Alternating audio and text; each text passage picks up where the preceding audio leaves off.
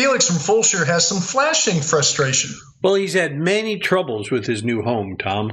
Felix writes to us, my latest issue is these soffits and fascia where they were cut short, which left large gaps. And he sent us a little collage of these things right here.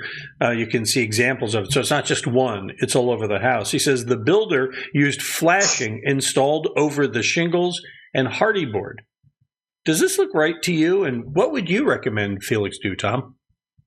Well, it's kind of unsightly. The detail work was not figured out real well. It was a bad detail to begin with on some of these connections because it started on the drawing board, to be honest with you. It was way before the contractors got there. And they have to figure out themselves. It's called Roofer Figure Out, ROF. And they put that on the plan, ROF, which means the roofer has to figure out how to keep it dry. It's not up to the guy that designed the house. It's not his problem. It really is a true deal they put on there. This is a thing. This is a real thing. This really happens. Yes. I used to get very upset. Anyway, this is a job, say, for Ideal Roofing.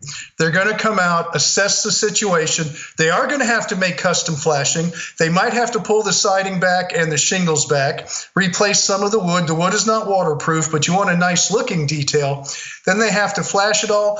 Then they have to bring the siding and the roofing materials back together so it looks good too. And the flashing underneath will all be custom made. And it can be done, but not just by putting a piece of flashing when it's all done over the top of it and say, oh, that's good, and put some pookie on there, and that's all. Little pookie on there, fix everything.